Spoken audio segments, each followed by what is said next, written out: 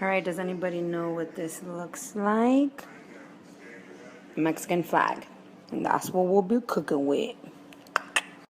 So, my grandma always used masola, but I'm going to use some extra virgin olive oil. I don't think I'm going to be able to record, but the first things that go in are onions and jalapenos. This is last.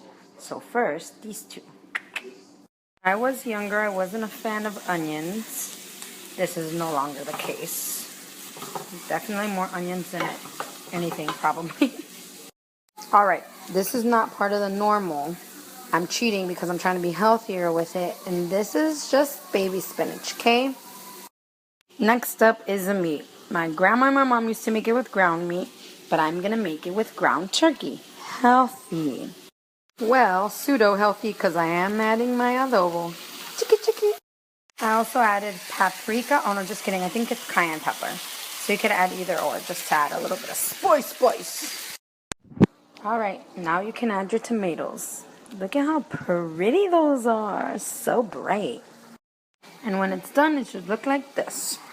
Nice red, white, and green picadillo. So you don't have to eat it as tacos, but it's delicious. So everybody loves tacos. For sour cream, I use Greek yogurt and then spinach.